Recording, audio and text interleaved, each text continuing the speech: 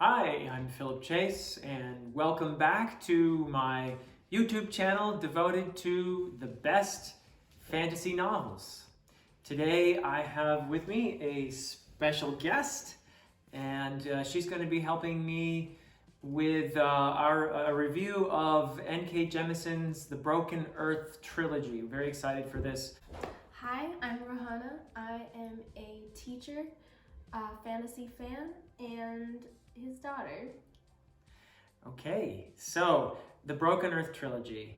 These books, all three of them, in my opinion, are just awesome reading. And there are just so many things to say. The first book, the fifth season, takes, I think, a little while to get used to the narrative structure. Definitely, yeah. The second person is a little unexpected, but she has a really great way of melding it with what's going on in the story, really bringing your attention to the immediacy and the danger, because for those of you who aren't familiar, basically this book starts off with the end of the world. So she has a lot of really interesting narrative structures that are done incredibly well. I totally agreed. And I think maybe one of the most brilliant things, you mentioned the second person narration. There's a mixture in there of some first person eventually. I think that begins in the second book, The Obelisk Gate, and the second person narration and some third person. And you're never quite sure until late how this all fits together. And the moment you realize it, for me, it actually came pretty late in the trilogy. Yeah. But the moment you realize what's going on, you're like, whoa, this is brilliant. Yeah. This is really cool. So try not to give any spoilers here, as you can see, but get to the end of this series, get to the end of this trilogy, and you'll be blown away. Yeah. And I think that the narrative structure is a big part of the genius of it. I mean, I've never read any books like this. I've told pretty much everyone I know that they need to read these books. They're incredible in so many ways. The way they're written, their subject material, the world building, the use of technology, science, magic, and also social commentary. It's just all a perfect package of all these elements. Definitely, and Rohana mentioned earlier how the whole thing begins with the end of the world. It bears mentioning that as the title of the first book is the fifth season, as I said before, and this fifth season is something that happens every few hundred years to this continent, which is ironically called the Stillness, because there seems to be actually quite a lot of geological activity and various cataclysms that essentially wipe out civilization and bring everyone back to square one. Right, and so the people who inhabit this continent are constantly in survival mode. When a season or a cataclysm happens, they all retreat to these walled communities where they try to rebuild and basically rebuild civilizations over and over again. And then throughout the series, there are these remnants of this one ancient civilization. Right. Sil-Anagus. Yeah. And there are these giant obelisks, giant stones the size of buildings that are mysteriously floating around in the sky. And I really like the way that Jemisin features these in the earlier books as a just sort of afterthought in the background, but then in the later plot they come to play a very central role. And again, she hits you with all kinds of things where you're like, oh, I didn't know that was important, and then you read it in the later books and you realize, oh wow, she really got me. And that, I think, is just, I don't know, I mean, definitely an indication of an author who has thought a lot about their writing and about all the multifarious elements that go into crafting a good story. Oh, for sure. I could read these books again and again. Yeah, absolutely. That's the biggest endorsement I think you could make, is that these are readable again and again. I intend to read them again very soon myself. And you mentioned, or we were talking earlier about the literal fragmentation of the landscape. Mm-hmm. Yeah. And this is something that is actually echoed in the lives of the characters whose lives become fragmented by these cataclysms. And also, again, the narrative structure is so brilliant. Bit of a spoiler here, so little spoiler alert. There are certain important characters. You don't realize it at first, but you're hearing about this character's life at different points. Mm-hmm. And it's not necessarily chronological, and you don't put things together. You don't realize, because of the cataclysm, the trauma that's happened in this person's life, that literally means having to start over and assuming a new identity. You don't realize at first, oh, this is the same person. And you start putting things together, and it really comes together in a very compelling way. So in a way, this book is also about like literal physical fragmentation of the geographic landscape.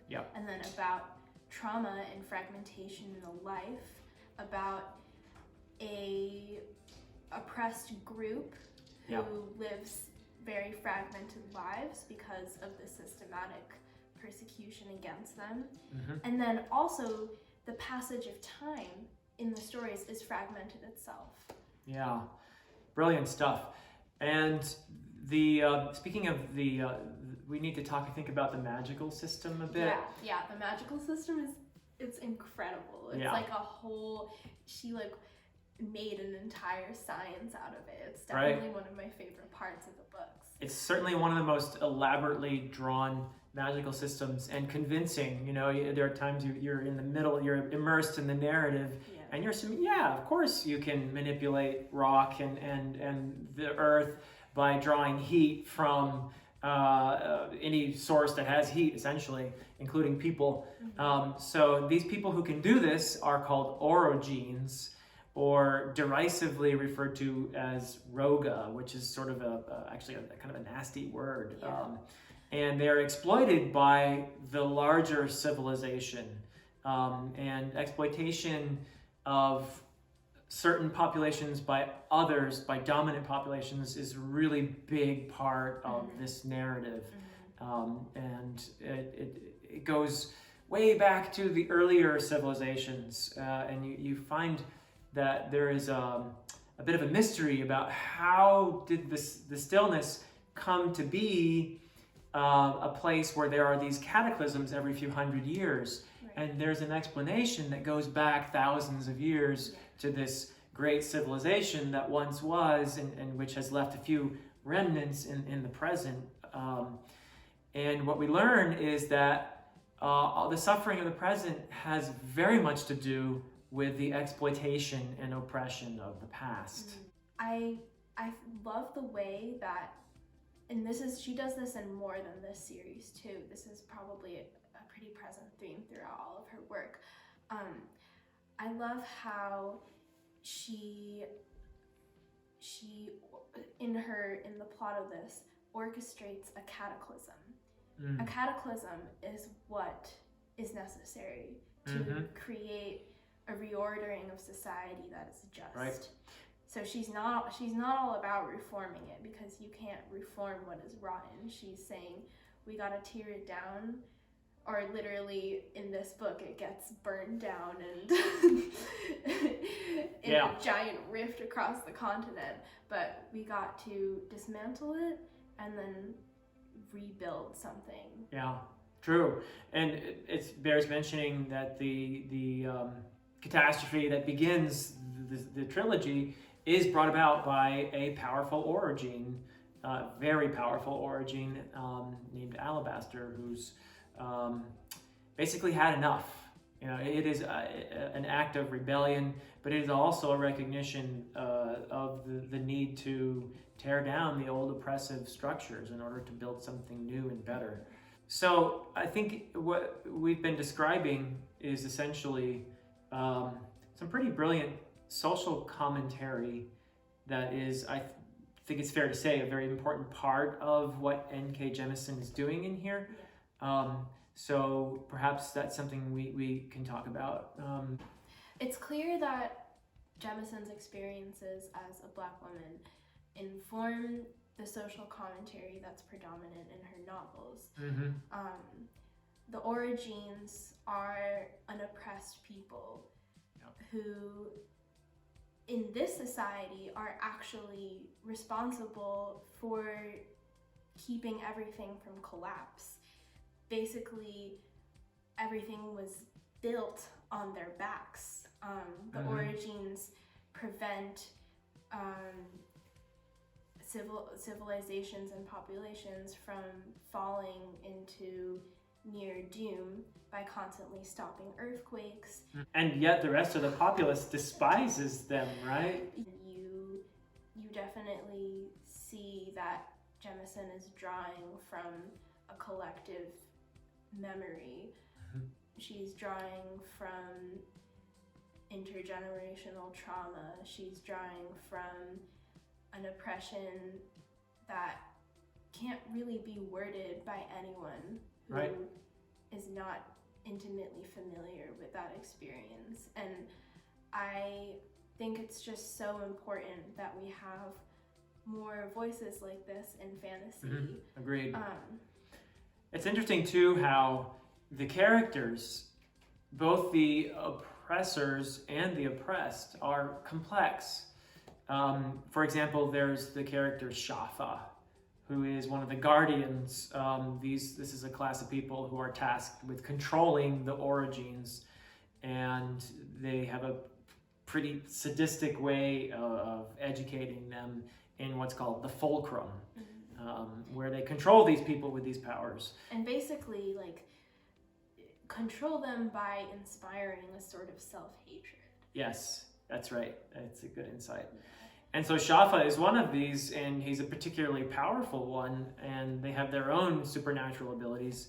But this is a character who evolves, and you come to realize that the oppression that he's taken part in has also marked him and disfigured him.